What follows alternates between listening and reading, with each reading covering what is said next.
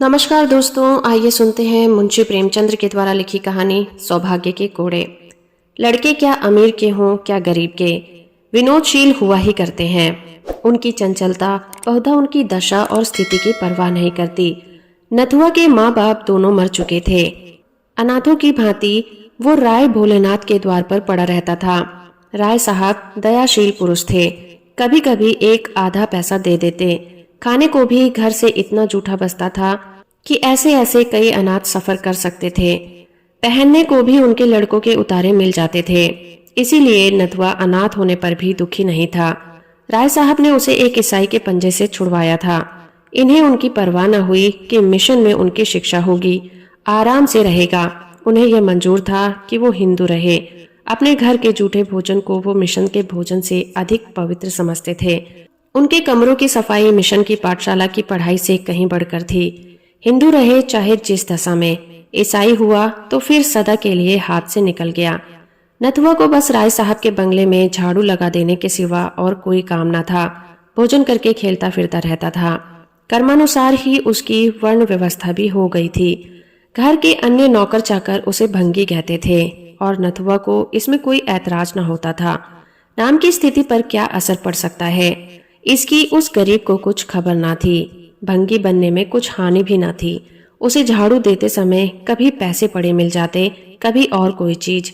इससे वो सिगरेट लिया करता था। नौकरों के साथ उठने बैठने से उसे बचपन में ही तंबाकू, सिगरेट और पान का चस्का पड़ गया था। राय साहब के घर में यूं तो बालक और बालिकाओं की कमी ना थी। दर्जनों भांजे भांजियां भतीजे पड़े रहते थे, पर उनकी निज की संतान केवल एक पुत्री थी जिसका नाम रत्ना था। रत्ना को पढ़ाने को दो मास्टर थे। एक मेम साहब अंग्रेजी पढ़ाने आया करती थी। राय साहब की यह हार्दिक अभिलाषा थी कि रत्ना सर्वपुरी आगरी हो और जिस घर में जाए उसकी लक्ष्मी बने। वो उसे अन्य बालकों के साथ नहीं रहने देते थे। उसके लिए अपने बंगले में दो कमरे अलग कर दिए थे, एक पढ़ने के लिए, दूसरा सोने के लिए। लोग कहते हैं लाड प्यार से बच्चे जिद्दी और शरीर हो जाते हैं। रत्ना इतने लाड प्यार पर भी बड़ी सुशील बालिका थी। किसी नौकर को रे न पुकारती, किसी भिखारी तक को न दुत्कारती। नथुआ को वो पैसे मिठाइयाँ दे दिया करती थी, कभी कभी उससे बातें भी किया करती थी। इससे वो लौंडा उसके मुंह लग गया था। एक दिन नथुआ रत्ना के सोने के कमरे में झाड़ू लगा रहा था। रत्ना दूसरे कमरे में मेम साहब से अंग्रेजी पढ़ रही थी। नथुआ की शामत जो आई तो झाड़ू लगाते लगाते उसके मन में ये इच्छा हुई कि रत्ना के पलंग पर सो जाऊं। कैसी उजली चादर बिछी हुई है, गद्दा कितना नरम और मोटा है, कैसा सुंदर दुशाला है। रत्ना इस गद्दे पर कितने आराम से सोती है, जैसे चिड़िया के बच्चे घोंसले में। तभी तो रत्ना के हाथ इतने गोरे और कोमल हैं। मालूम होता है देह में रुई भरी हुई है। यहाँ कौन देखता है, यह सोचकर उसने पैर फर्श से पोंछे और चटपर पलंग पर आकर लेट गया और दुशाला ओढ़ ली। गर्व और आनंद से उसका हृदय पुलकित हो गया। वो मारे खुशी के 2-3 बार पलंग पर उछल पड़ा। उसे ऐसा मालूम हो रहा था मानो मैं रुई में लेटा हूँ। जिधर करवट लेता था देह अंगुल भर नीचे धंस जाती थी। ये स्वर्गीय सुख मुझे कहाँ नसीब। मुझे भगवान ने राय साहब का बेटा क्यों न बनाया। सुख का अनुभव होते ही उसे अपनी दशा का वास्तविक ज्ञान हुआ और चित्त शुद्ध हो गया। एकाएक राय साहब किसी जरूरत से कमरे में आए तो नथुआ को रत्ना के पलंग पर लेटे देखा। मारे क्रोध के जल उठे। बोले, क्यों बेसुअर, तू क्या कर रहा है। नथुआ ऐसा घबराया मानो नदी में पैर फिसल पड़ा हो। चारपाई से कूदकर अलग खड़ा हो गया और फिर झाड़ू हाथ में ले ली। राय साहब ने फिर पूछा, यह क्या कर रहा था बे। नथुआ, कुछ तो नहीं सरकार। राय साहब, अब तेरी इतनी हिम्मत हो गई है कि रत्ना की चारपाई पर सोएगा, नमक हराम कहीं का। लाना मेरा हंटर। हंटर मंगवाकर राय साहब ने नथुआ को खूब पीटा। बेचारा हाथ जोड़ता था, पैरों पड़ता था, मगर राय साहब का क्रोध शांत होने का नाम नहीं लेता था। सब नौकर जमा हो गए और नथुआ के जले पर नमक छिड़कने लगे। राय साहब का क्रोध और भी बढ़ गया। हंटर हाथ से फेंककर ठोकरों से मारने लगे। रत्ना ने ये रोना सुना तो दौड़ी चली आई और समाचार सुनकर बोली, दादाजी बेचारा मर जाएगा, अब इस पर दया कीजिए। राय साहब, मर जाएगा, उठवाकर फेंकवा दूंगा, इस बदमाशी का मजा तो मिल जाएगा। रत्ना, मेरी ही चारपाई थी ना, मैं इसे क्षमा करती हूँ। राय साहब, जरा देखो तो अपनी चारपाई की गत, पाजी के बदन की मैल भर गई होगी, भला इसे क्या सूझी। यह कर राय साहब फिर लपके, मगर नथुआ आकर रत्ना के पीछे दुबक गया। इसके सिवा और कहीं शरण ना थी। रत्ना ने रोक कर कहा, दादाजी, मेरे कहने पर अब इस अपराध को क्षमा कर दीजिए। राय साहब, क्या कहती हो रत्ना? ऐसे अपराधी कहीं क्षमा किए जाते हैं?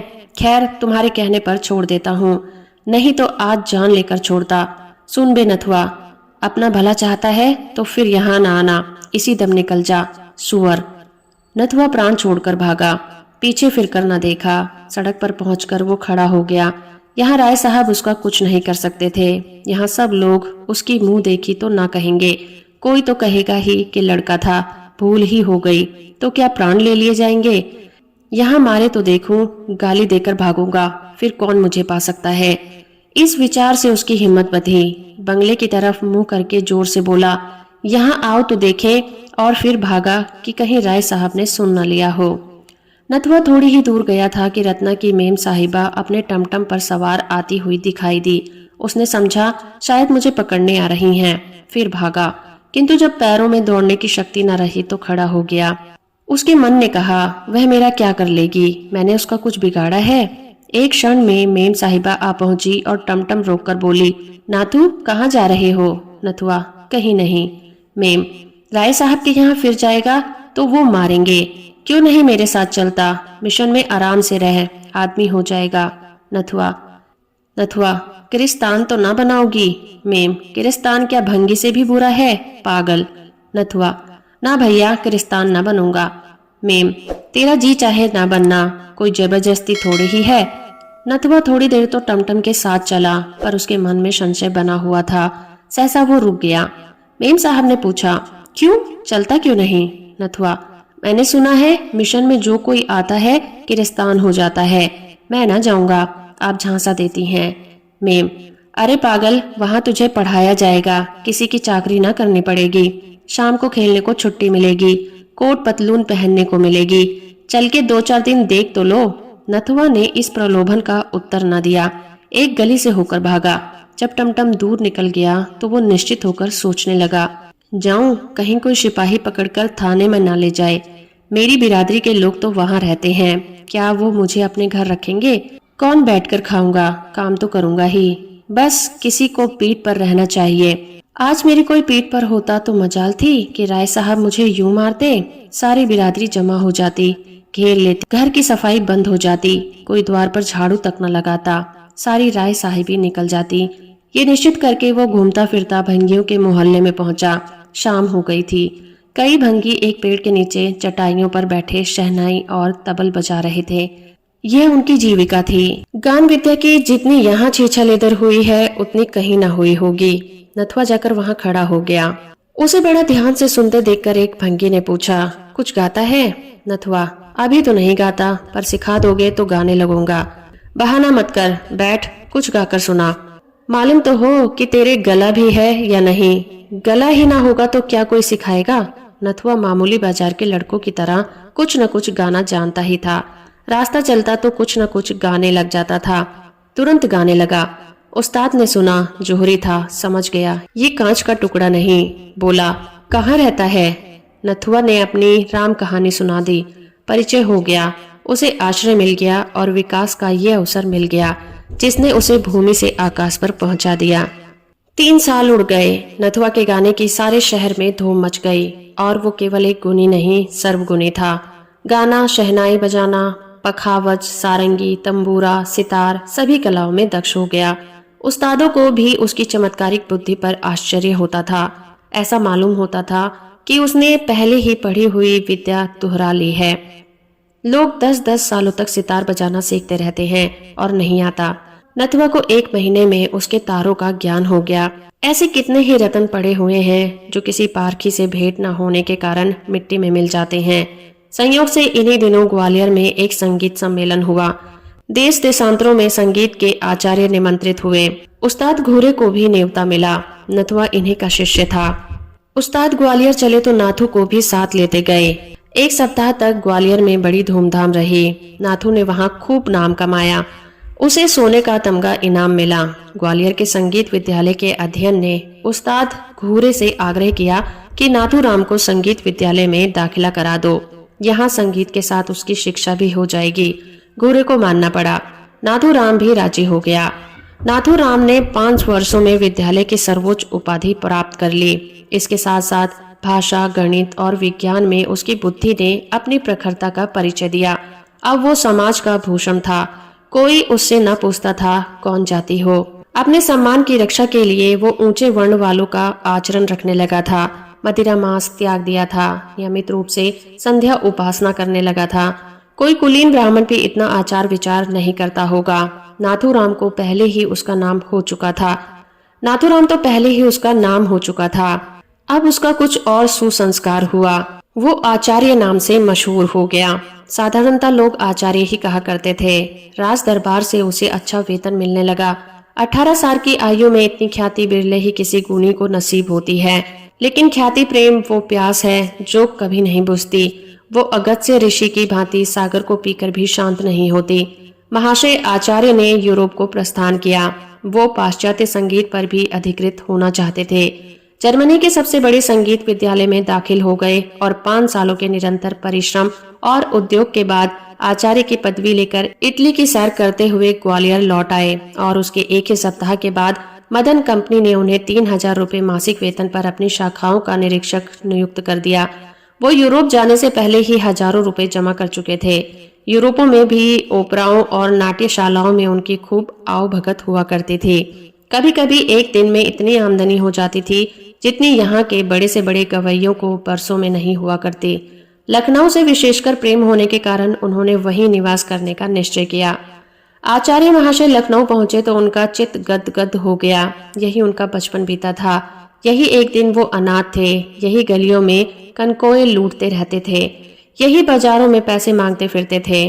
आह, यही उन हंटरों की मार पड़ी थी जिसके निशान अब तक बने हुए थे। अब ये दाग उन्हें सौभाग्य की रेखाओं से भी प्रिय लगते थे। यथार्थ में वो कोड़े की मार उनके लिए शिव का वरदान थी।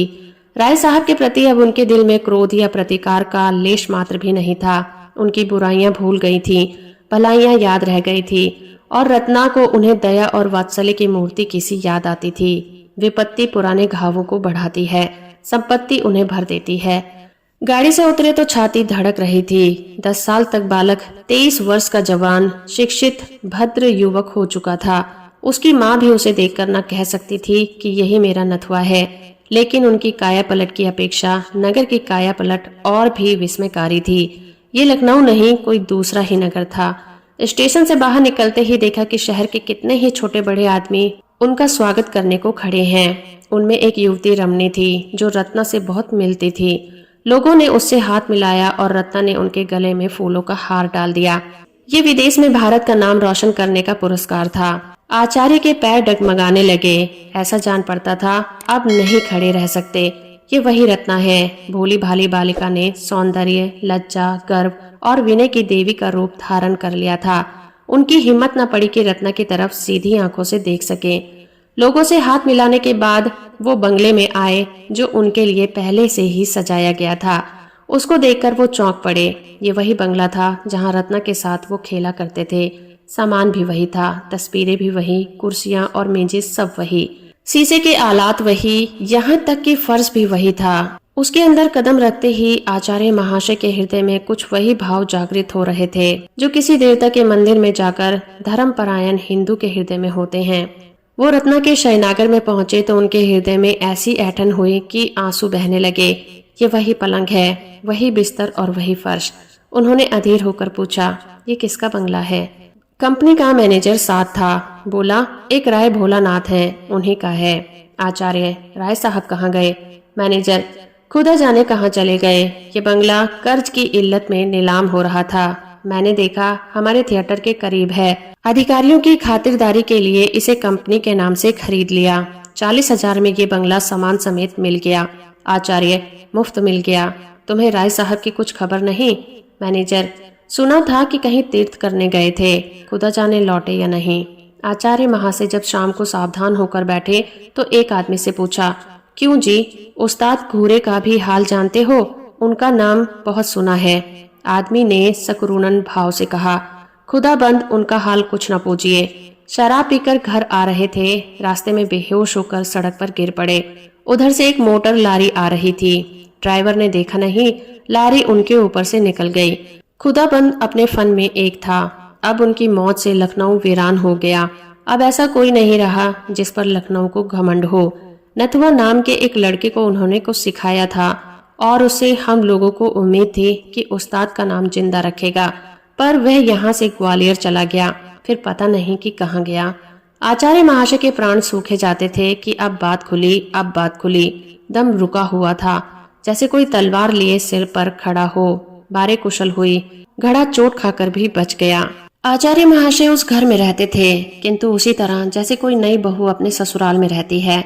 उनके हृदय से पुराने संस्कार नहीं मिटते थे। उनकी आत्मा इस यथार्थ को स्वीकार नहीं करती कि ये मेरा घर है। वो जोर से हंसते तो सहसा चौंक पड़ते। मित्रगण आकर शोर मचाते तो उन्हें एक अज्ञात शंका होती थी। लिखने पढ़ने के कमरे में शायद वो सोते तो उन्हें रात भर नींद नहीं आती। ये ख्याल दिल में जमा हुआ था कि ये पढ़ने लिखने का कमरा है। बहुत अच्छा होने पर भी वो पुराने सामान को बदल नहीं सकते थे। और रत्ना के शयनागर को तो उन्होंने फिर कभी नहीं खोला। वो ज्यों का त्यों बंद पड़ा रहता था। उसके अंदर जाते हुए उनके पैर थरथराने लगते थे, पर पलंग पर सोने का ध्यान भी उन्हें कभी नहीं आया। लखनऊ में कई बार उन्होंने विश्वविद्यालय में अपने संगीत नैपुण्य का चमत्कार दिखाया। किसी राजा रईस के घर अब वो गाने न जाते थे, चाहे कोई उन्हें लाखों रुपये ही क्यों न दे दे। ये उनका प्रण था। लोग उनका अलौकिक गान सुनकर अलौकिक आनंद उठाते थे। एक दिन प्रातःकाल आचार्य महाशय संध्या से उठे थे कि राय भोलानाथ उनसे मिलने आए। रत्ना भी उनके साथ थी। आचार्य महाशय पर रौब छा गया। बड़े बड़े यूरोपीय थिएटर में भी उनका हृदय इतना भयभीत न हुआ था। उन्होंने जमीन तक झुककर राय साहब को सलाम किया। भोलानाथ उनकी नम्रता से कुछ विस्मित से हो गए। बहुत दिन हुए जब लोग उन्हें सलाम किया करते थे। अब तो जहाँ जाते थे हंसी उड़ाई जाती थी। रत्ना भी लज्जित हो गई। राय साहब ने कातर नेत्रों से उधर उधर देखकर कहा, आपको ये जगह तो पसंद आई होगी आचार्य। जी हाँ, इससे उत्तम स्थान की तो मैं कल्पना भी नहीं कर सकता। भोलानाथ, ये मेरा ही बंगला है। मैंने ही इसे बनवाया और मैंने ही इसे बिगाड़ दिया। रत्ना ने झेपते हुए कहा, दादाजी इन बातों से क्या फायदा। भोला, फायदा नहीं है बेटी, नुकसान भी नहीं। सज्जनों से अपनी विपत्ति कहकर चित्त शांत होता है। महाशय, ये मेरा ही बंगला है, या यूं कहिए कि था। 50,000 सालाना इलाके से मिलते थे। कुछ आदमियों की संगत ने मुझे सट्टे का चस्का पड़ गया। 2-3 बार ताबड़तोड़ बाजी हाथ आई, किस्मत खुल गई। लाखों के वारे न्यारे होने लगे, किंतु एक ही घाटे ने सारी कसर निकाल डाली। बधिया बैठ गई। सारी जमीन जायदाद खो बैठा। सोचिए 25 लाख का सौदा था। कौड़ी चित पड़ती तो आज इस बंगले का कुछ और ही ठाठ होता। नहीं तो अब पिछले दिनों तो याद कर कर के हाथ मलता हूँ। मेरी रत्ना को आपके गाने से बड़ा प्रेम है। जब देखो आप ही की चर्चा किया करती है। इसे मैंने बीए तक पढ़ाया है। रत्ना का चेहरा शर्म से लाल हो गया। बोली, दादाजी आचार्य महाशय मेरा हाल जानते हैं। उनको मेरे परिचय की जरूरत नहीं। महाशय क्षमा कीजिए, पिताजी उस घाटे के कारण कुछ अव्यवस्थित चित्त से हो गए हैं।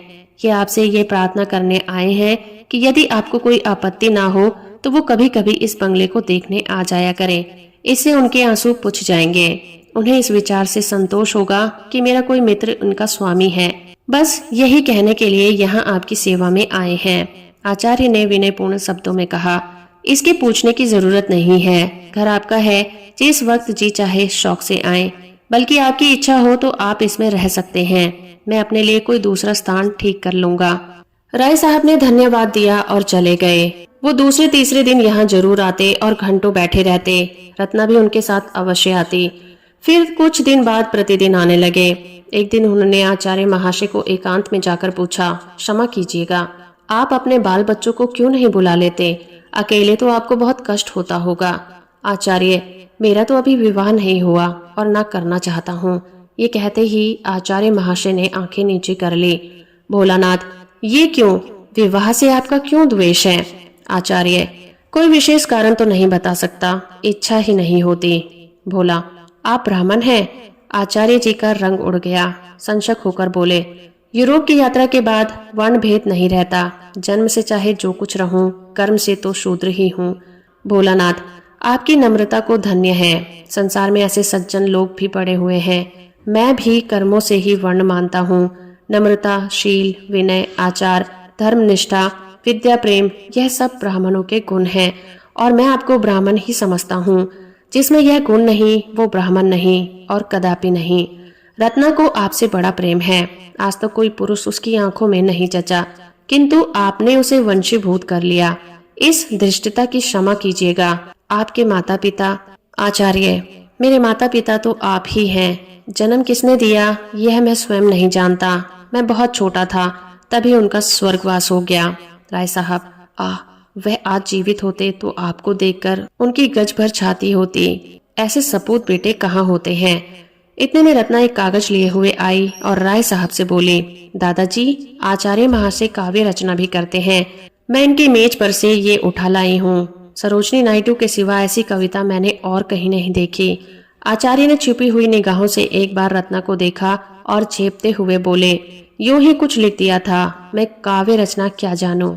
प्रेम से दोनों विहल हो रहे थे। रत्ना गुणों पर मोहित थी और आचार्य उसके मोह से वंशीभूत थे। अगर रचना उसके रास्ते में ना आती तो कदाचित वो उससे परिचित भी ना होते, किंतु प्रेम की फैली हुई बाहों का आकर्षण किस पर ना होगा। ऐसा हृदय कहाँ है जिसे प्रेम जीत न सके। आचार्य महाशय बड़ी दुविधा में पड़े हुए थे। उनका दिल कहता था, जिस क्षण रत्ना पर मेरी असलियत खुल जाएगी उसी क्षण वो मुझसे सदैव के लिए मुंह फेर लेगी। वो कितनी ही उदार हो, जाति के बंधन को कितना ही कष्टमय समझती हो, किंतु उस घृणा से मुक्त नहीं हो सकती जो स्वभावतः मेरे प्रति उत्पन्न होगी। मगर इस बात को जानते हुए कि उसकी हिम्मत न पड़ती थी कि वो अपना वास्तविक स्वरूप खोलकर दिखा दे। यदि घृणा तक ही कोई बात होती तो कोई बात ना थी, मगर उसे दुख होगा, पीड़ा होगी, उसका हृदय विदीर्ण हो जाएगा। उस दशा में न जाने वो क्या कर बैठे। उसे इस अज्ञात दशा में देखते हुए प्रणय पास को दृढ़ करना अपने परले सिरे की नीचता प्रतीत होती थी। ये कपट है, दगा है और धूर्तता है जो प्रेम आचरण में सर्वथा निषिद्ध है। इस संकट में पड़े हुए वो कुछ निश्चय नहीं कर सकता था कि क्या करना चाहिए। उधर राय साहब का आना जाना दिनों दिन बढ़ता जाता था। उनके मन की बात एक एक शब्द से झलकती थी। रत्ना का आना जाना बंद होता जा रहा था, जो उसके आशय को और भी प्रकट करती थी। इस प्रकार 3-4 महीने व्यतीत हो गए। आचार्य साहब सोचते, ये वही राय साहब हैं जिन्होंने केवल रत्ना की चारपाई पर जरा देर लेटे रहने के लिए मुझे मार मार कर घर से निकाल दिया था। जब उन्हें मालूम होगा कि मैं वही अनाथ, अछूत, आश्रयहीन बालक हूँ तो उन्हें कितनी आत्मवेदना, कितनी अपमान, कितना पीड़ा और कितनी लज्जा होगी। एक दिन राय साहब ने कहा, विवाह की तिथि निश्चित कर लेनी चाहिए। इस लगन में मैं इस ऋण से उत्तीर्ण होना चाहता हूँ। आचार्य महाशय ने इस बात का मतलब समझकर भी प्रश्न किया, कैसी तिथि? राय साहब, वही रत्ना के विवाह की। मैं कुंडली का तो कायल नहीं, पर विवाह तो शुभ मुहूर्त में होगा ही। आचार्य भूमि की ओर ताकते रहे, कुछ नहीं बोले। राय साहब, मेरी अवस्था तो आपको मालूम ही है। कुश कन्या के सिवा और किसी योग्य नहीं हूँ। रत्ना के सिवा और कौन है जिसके लिए उठा रखता। आचार्य महाशय विचारों में मगन थे। राय साहब, रत्ना को आप स्वयं जानते हैं। आपसे उसकी प्रशंसा करनी व्यर्थ है। वो अच्छी है या फिर बुरी, उसे आपको स्वीकार करना पड़ेगा। आचार्य महाशय की आंखों से आंसू बह रहे थे। राय साहब, मुझे पूरा विश्वास है कि आपको ईश्वर ने उसी के लिए यहाँ भेजा है। मेरी ईश्वर से यही याचना है कि तुम दोनों का जीवन सुख से कटे। मेरे लिए इससे ज्यादा खुशी की और कोई बात नहीं हो सकती। इस कर्तव्य से मुक्त होने का इरादा है। कुछ दिन भगवत भजन करूंगा। गौण रूप से आप ही उस फल के भी अधिकारी होंगे। आचार्य ने अवरुद्ध कंठ से कहा, महाशय, आप मेरे पिता तुल्य हैं, पर मैं इस योग्य कदापि नहीं हूँ। राय साहब ने उन्हें गले लगाते हुए कहा, बेटा, तुम सर्वगुण संपन्न हो, तुम समाज के भूषण हो। मेरे लिए ये महान गौरव की बात है कि तुम जैसा दामाद पाऊं। मैं आज तिथि आदि ठीक करके कल आपको सूचना दूंगा। ये कहकर राय साहब उठ खड़े हुए। आचार्य कुछ कहना चाहते थे पर मौका न मिला, या यूं कहो कि हिम्मत न पड़ी। इतना मनोबल न था, घृणा सहन करने की इतनी शक्ति नहीं थी। विवाह हुए महीना भर हो गया। रत्ना के आने से पति गृह उजाला हो गया था और पति हृदय पवित्र। सागर में कमल खिल गया था। रात का समय था। आचार्य महाशय भोजन करके लेटे हुए थे, उसी पलंग पर जिसने किसी दिन उन्हें घर से निकलवा दिया था, जिसने उनके भाग्य चक्र को परिवर्तित कर दिया था। महीना भर से वो अवसर ढूंढ रहे थे कि वो रहस्य रत्ना को बतला दूं। उनका संस्कारों से दबा हुआ हृदय ये नहीं मानता था कि मेरा सौभाग्य मेरे गुणों की ही अनुग्रह है। वो अपने रुपए को भट्टी में पिघलाकर उसका मूल्य जानने की चेष्टा कर रहे थे, किंतु अवसर नहीं मिलता था। रत्ना ज्यों ही सामने आती थी वो मंत्रमुग्ध हो जाते थे। बाग में रोने कौन जाता है, रोने के लिए तो अंधेरी कोठरी होनी चाहिए। इतने में रत्ना मुस्कुराती हुई कमरे में आई। दीपक की ज्योति मंद पड़ गई। आचार्य ने मुस्कुराकर कहा, अब चिराग गुल कर दूं ना? रत्ना बोली, क्यों, क्या मुझसे शर्म आती है? आचार्य, हाँ, वास्तव में शर्म आती है। रत्ना, इसीलिए कि मैंने तुम्हें जीत लिया? आचार्य, नहीं, इसीलिए कि मैंने तुम्हें धोखा दिया। रत्ना, तुम में धोखा देने की शक्ति नहीं है। आचार्य, तुम नहीं जानती, मैंने तुम्हें बहुत बड़ा धोखा दिया है। रत्ना, सब जानती हूँ। आचार्य, जानती हो मैं कौन हूँ? रत्ना, खूब जानती हूँ, बहुत दिनों से जानती हूँ। जब हम तुम दोनों इसी बगीचे में खेला करते थे, मैं तुमको मारती थी और तुम रोते थे। मैं तुमको अपनी झूठी मिठाइयाँ देती थी और तुम दौड़ कर लेते थे। तब भी मुझे तुमसे प्रेम था। हाँ, वो दया के रूप में व्यक्त होता था। आचार्य ने चकित होकर कहा, रत्ना, ये जानकर भी तुमने? रत्ना, हाँ, जानकर ही, ना जानती तो शायद ना करती। आचार्य, ये वही चारपाई है। रत्ना, और मैं घाते में। आचार्य ने उसे गले लगाकर कहा, तुम क्षमा की देवी हो। रत्ना ने उत्तर दिया, मैं तुम्हारी चेरी हूँ। आचार्य, राय साहब भी जानते हैं?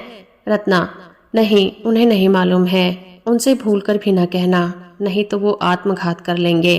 आचार्य, वो कोड़े अभी तक याद हैं। रत्ना, अब पिताजी के पास उसका प्रायश्चित करने के लिए कुछ नहीं रहा।